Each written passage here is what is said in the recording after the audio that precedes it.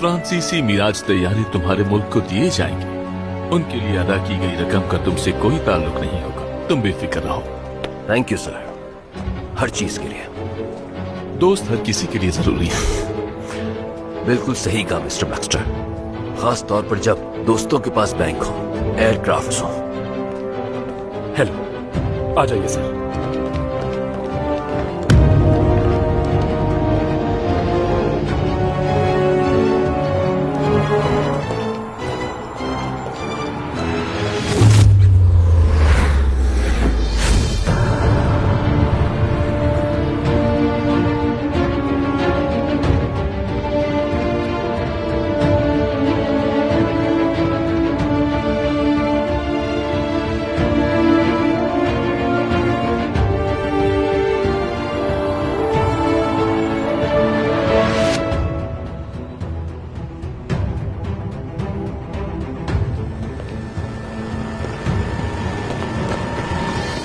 इन्हें अंदाजा हो जाएगा कि वो जहां भी हैं हम उनकी गर्दन के नीचे सांस ले रहे हैं। चलो हमें यहाँ से जल्दी निकलना होगा। रहने दो तुम्हारा पफलेट के बगैर कैसा जश्न।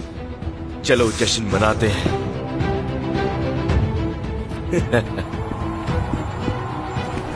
ये लो जेम्स बक्स्टर।